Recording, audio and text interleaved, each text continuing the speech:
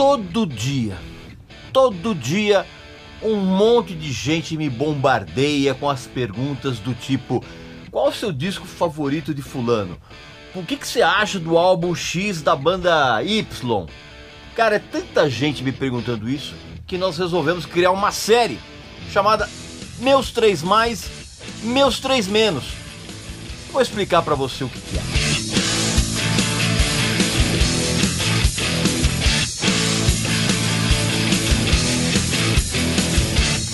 Meu amigo e minha amiga, eu vou interromper um pouco esse papo aqui que nós estamos tendo para te dar uma dica sensacional.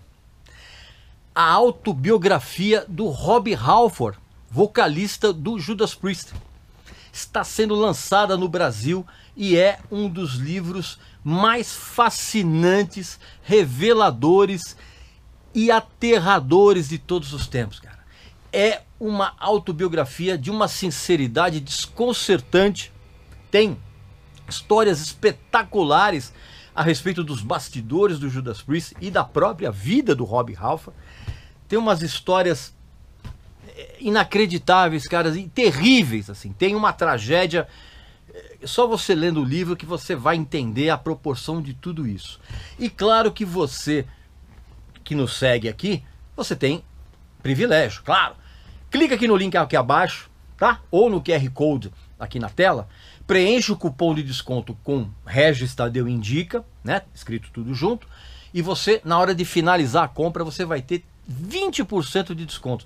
E é um livro sensacional. São quase 450 páginas de uma confissão absolutamente desconcertante. E o livro vem com uma série de bônus, cara. Vem com um pôster, vem com um adesivo do Judas Priest, vem com um bottom Metal God, vem também um marcador de páginas personalizado, todo invernizado, espetacular, tudo isso para coroar essa autobiografia que é, volto a dizer, cara, é desconcertante. A quantidade de histórias inacreditáveis é de ficar de queixo caído.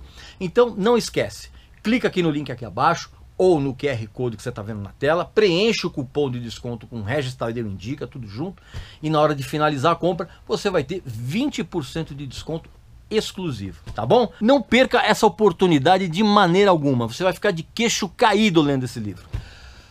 Ok, vamos então agora voltar ao nosso papo normal. Meu amigo e minha amiga, todo dia eu sou bombardeado com um monte de perguntas de um monte de gente querendo saber a minha opinião a respeito. Qual o melhor disco da banda X? O que você acha do disco Blabsklabsky da banda Blubs? Cara, é o tempo inteiro isso. Se eu fosse responder a todo mundo que me perguntou isso, eu só ia fazer isso na vida. Então, nós resolvemos criar uma nova série aqui no meu canal, que chama-se Meus 3 Mais, Meus 3 Menos. Eu vou explicar. Em cada episódio, eu vou escolher uma banda ou um artista e eu vou fazer um vídeo com os meus 3 discos preferidos de cada um deles. Ou, dependendo do episódio, os 3 discos que eu mais detesto ou que eu menos gosto na discografia do referido artista, da referida banda. Tá? Deu pra sacar isso aí? Então, antes de eu começar com esse primeiro episódio, claro que você vai fazer sua inscrição aqui no canal, ok? E vai visitar a nossa loja também, que tem uns produtos bem legais e a gente está preparando umas surpresas. Eu vou começar com o Judas Priest. Cara, que é um dos campeões de solicitações, assim, sabe? Tipo, o que é que você acha do disco tal do Judas Priest? O que é que você acha do British Steel? O que é que você acha de não sei o quê? Então, eu vou começar com os meus 3 discos preferidos do Judas Priest. E eu acho que você vai ficar um pouco surpreso com as minhas escolhas. Meu disco favorito, não necessariamente numa ordem, tá? Né? O fato de eu dizer um determinado álbum em primeiro não significa que é realmente o meu favorito. São os meus 3 favoritos. E eu vou começar em ordem cronológica com Hell Bent for Leather, tá? Que na Inglaterra, o título original desse disco é Killing Machine. Só que nos Estados Unidos e no restante do mundo ele saiu como Hellbent for Leather. Porque não queriam colocar no mercado americano um disco falando de máquina assassina, esse tipo de coisa, né? E o Hellbent for Leather, que tem essa capa sensacional, é o quinto disco de estúdio, né, da banda, né? Um disco de 1978. E esse disco, cara, ele é muito importante porque ele marca o início de uma guinada, vamos dizer assim, em direção ao mercado americano, tá? Que foi completada, essa guinada ela foi meio que, não vou dizer assim completada, mas ela foi muito bem estabelecida com o British Steel, tá? Você sabe disso, já contei essa história lá no Aposto que Você Não Sabe, do Judas Priest. Não que o Hellbent for Leather seja um disco comercial, sabe? Longe disso. Mas ele traz assim alguns elementos um pouco mais radiofônicos para os padrões da época, e principalmente se a gente comparar com os discos anteriores. A maior bandeira dessa guinada está numa música chamada Take on the World. Se você ouvir com atenção, você vai reparar, cara, que essa música ela foi uma tentativa do Judas Priest de criar uma canção cujo refrão pudesse ser cantado facilmente pelas plateias. E é claramente baseada na We Will Rock You, do Queen. Claramente, que inclusive tinha saído no ano anterior, tinha saído em 1977. Evidentemente que a inspiração para essa postura é exatamente essa canção do Queen. E por incrível que pareça, essa música ela foi lançada em compacto na Inglaterra e vendeu bem, mas só lá também. Agora, esse disco aqui, ele é espetacular por inteiro, o repertório é sensacional. Agora, a sequência, as duas primeiras faixas desse disco, que é Delivering the Goods e Rock Forever, cara, é uma sequência inicial matadora. Cara, eu lembro a primeira vez que eu ouvi essas duas músicas na sequência. Sim, eu tinha o LP importado, e aí quando saiu o CD eu me desfiz, aquela presepada toda que eu e quase todo mundo fez quando o CD chegou no Brasil. Mas assim, eu lembro quando eu vi essas duas músicas, cara, eu fiquei de queixo caído, né? E pra quem pensa que eu não gosto de balada, aqui, cara, tem uma balada linda chamada Before the Dawn, tá? Que ela é meio... Ela tem um pique meio de rock progressivo, cara. Adoro, é uma balada que eu adoro. Então esse papo de que o Regis não gosta de balada, isso é cascata. Eu gosto de balada, sim, mas quando a balada é boa, né? Não aquelas presepadas de hard rock farofento que as baladas são todas ridículas. Voltando aqui para esse disco, a Killing Machine mesmo é também uma das minhas músicas que eu acho espetaculares dentro da discografia do Judas Priest, cara.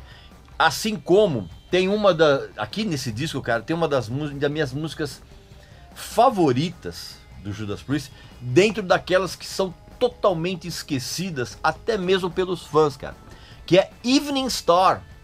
Canção sensacional, que tem um refrão que gruda na cabeça, que é uma coisa impressionante. E, obviamente, que esse disco também ele é muito famoso por conta da versão de The Green Manalish with the Two-Prong Crown, que é uma canção que você sabe muito bem do Fleetwood Mac e que saiu apenas na edição americana.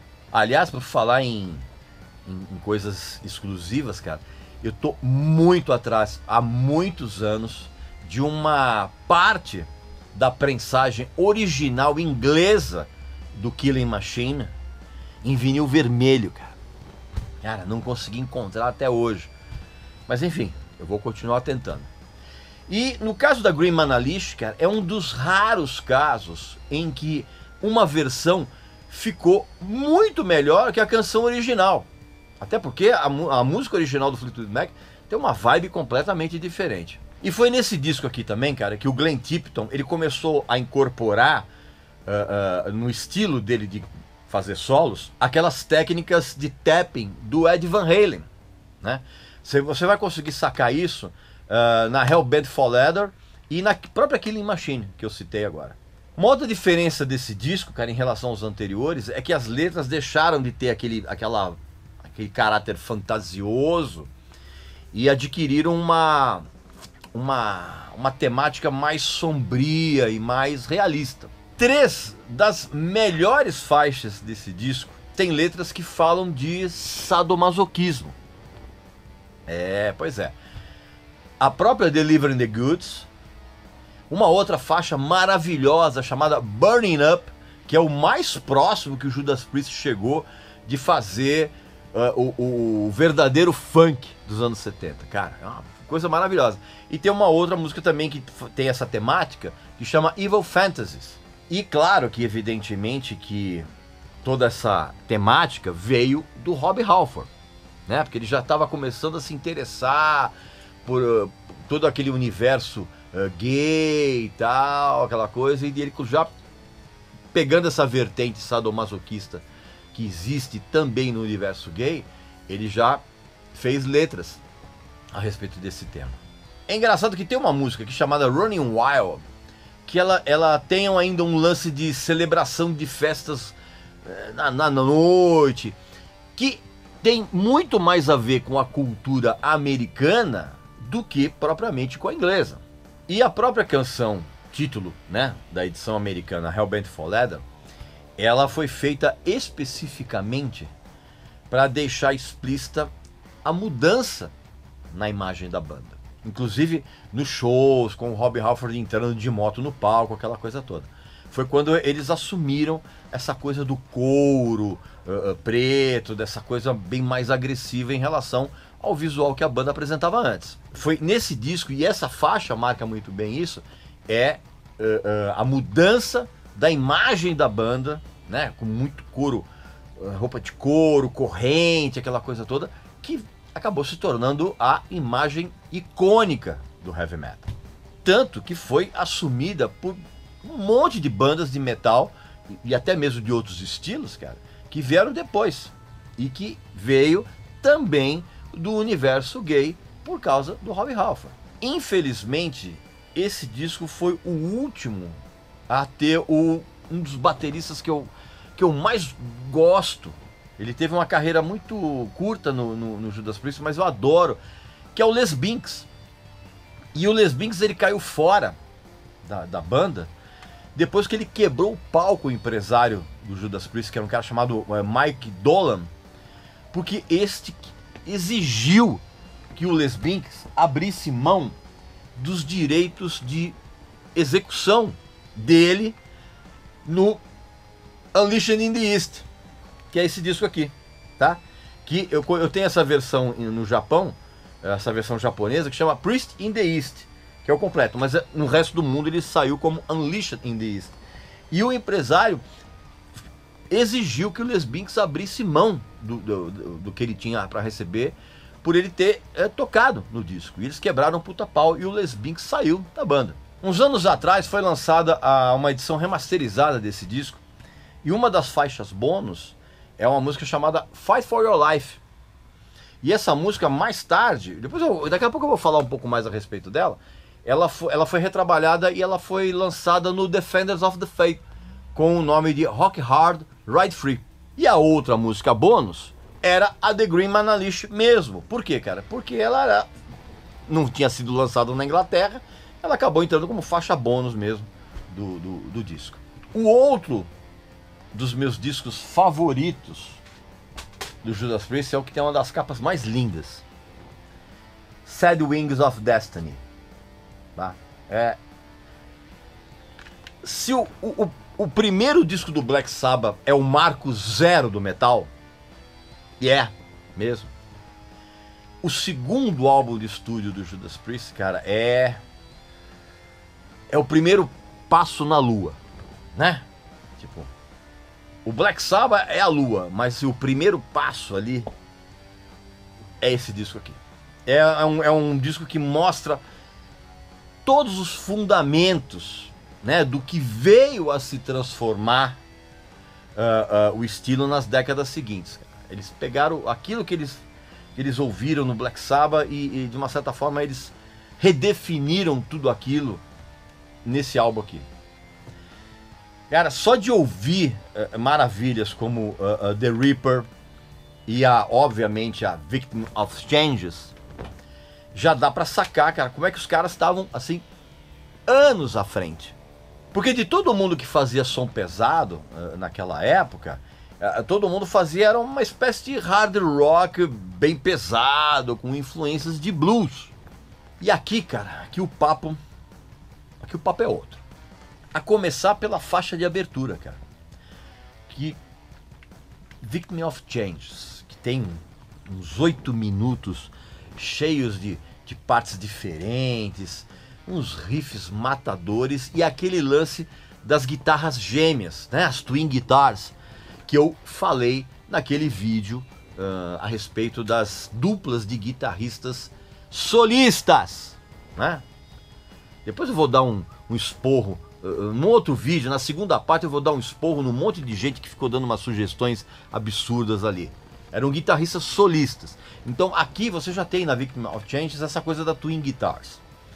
E a começar na introdução, né? E ao longo da canção.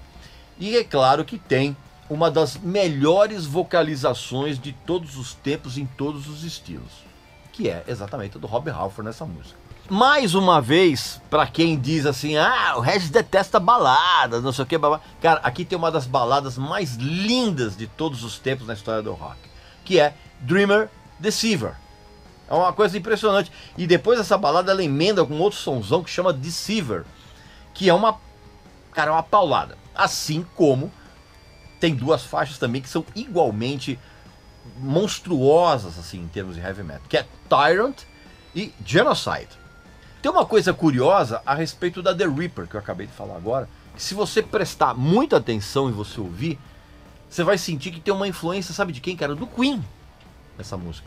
Principalmente na maneira que o Rob Halford canta essa música, né, nas vocalizações. E também tem uma outra pequena influência do Queen, sabe, numa música chamada Epitaph, também, que é lindíssima. Quando eu falei agora há pouco que eu tenho uma espécie de lista de canções maravilhosas do Judas Priest que são esquecidas pelos fãs, aqui tem uma outra ótima, espetacular, que é a última música do disco, que chama-se Island of Domination, que é maravilhosa. E esse disco também tem uma característica em relação ao baterista. É o único disco que tem o batera Alan Moore, que pra mim, ele é uma figura, ele foi, na verdade, uma figura muito importante para a sonoridade desse disco, em termos de vigor, em termos de levadas, assim. E é engraçado, né, cara? Esse disco, ele na época, ele não vendeu absolutamente nada. Mas depois ele acabou, com o passar dos anos, né, muitos anos, ele foi meio que recuperado e é tratado hoje como uma obra-prima, que é realmente, não tem a sombra de dúvida. Fora essa capa, né, cara, que é um negócio que eu já contei a história dessa capa no Aposto que Você Não Sabe do Judas Priest. Se você quiser saber mais detalhes, procura aqui no nosso canal o vídeo, você vai entender direitinho como é que surgiu esse disco, que é um clássico indiscutível. E aí, obviamente, tem o meu terceiro disco favorito, né? Que não é o British Steel. Por essa você não esperava, né? Adoro esse disco, adoro. Mas ele não tá entre os meus 3 primeiros, porque esse posto ele é ocupado pelo espetacular Screaming for Vengeance. Tá? É o meu terceiro preferido, cara. Tão difícil quanto você alcançar um patamar de sucesso gigantesco é você permanecer nele.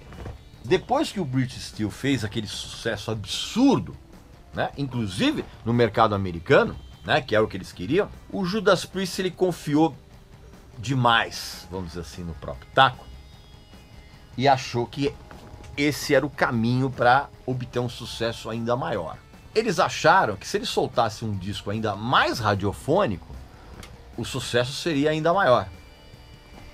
Que foi o que eles fizeram no Point of Entry, que é um disco que eu gosto muito, muito mesmo.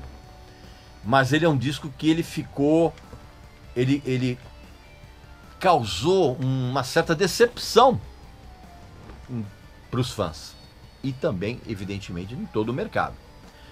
Porque ele era sim mais radiofônico, mas ele não pegou, né, na veia como tinha acontecido com o British Steel. Então, com isso, já meio assustados, achando que a banda tinha soltado um disco e nunca mais ia conseguir aquele sucesso, eles resolveram arriscar. Eles resolveram fazer um disco mais pesado do que o British Steel e o Point of Entry, mas sem esquecer de colocar canções assim que tivessem uns refrãos. E é refrãos, não é refrões. Refrões não existe. É refrãos ou refrães, tá? São os dois termos corretos. Não existe refrões. Então a banda, eles fizeram um repertório mais pesado e as canções tinham esses refrãos muito ganchudos, vamos dizer assim, né? E também sem aquela preocupação excessiva de fazer um som muito polido para facilitar o marketing radiofônico, vamos dizer assim.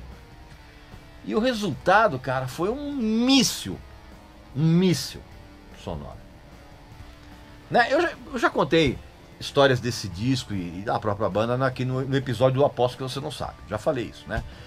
Lá eu contei por que esse disco aqui foi gravado em Ibiza, na Espanha, por conta também das altas taxas cobradas pelo imposto de renda britânico, aquela coisa toda. E também eu contei para vocês que o grande hit desse disco, que é You Got Another Thing Coming, quase não entrou nesse disco. Entrou aos 49 do segundo tempo, vamos dizer assim, quando a mixagem do disco já estava meio que no final. Porque a banda e o produtor, o Tom Down, eles sentiram que o disco estava muito legal, mas, cara, faltava exatamente uma canção para tocar no rádio.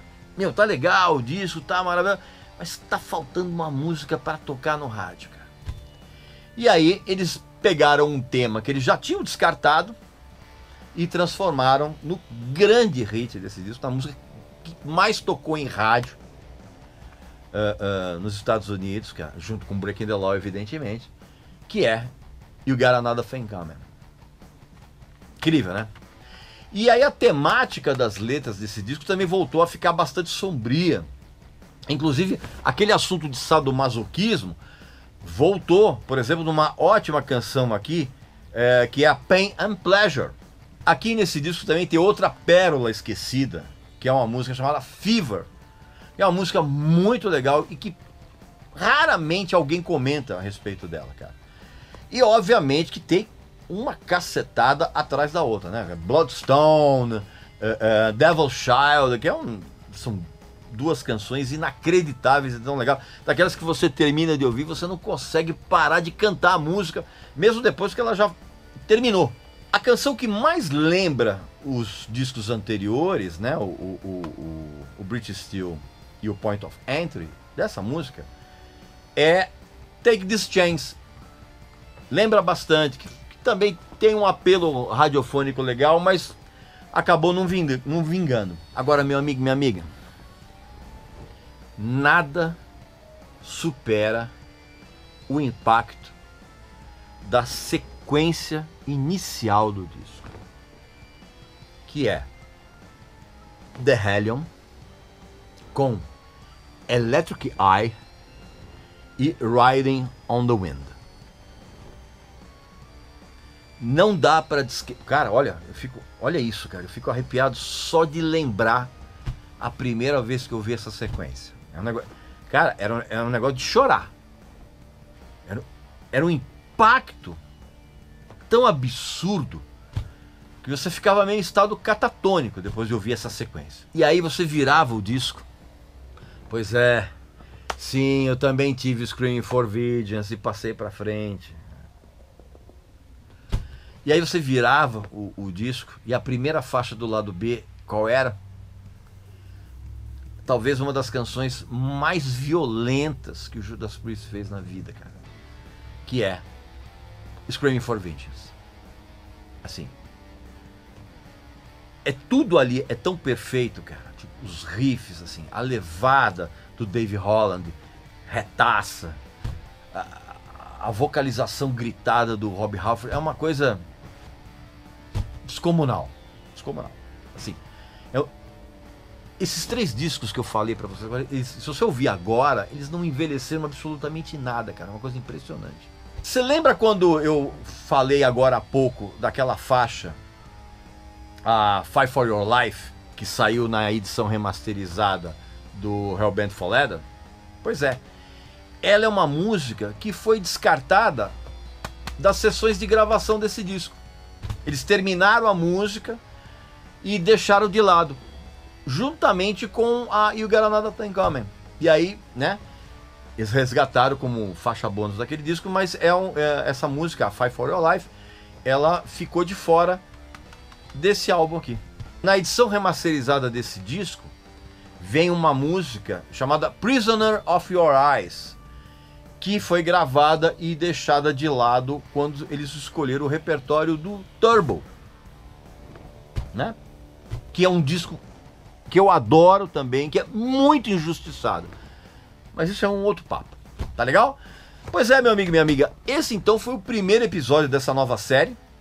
Meus 3 mais, ou meus 3 menos. Cada episódio vai ter uma abordagem desse tipo, onde eu vou trazer para vocês os meus 3 discos preferidos de uma determinada banda, de um artista, ou os 3 discos que eu menos gosto. Tá legal?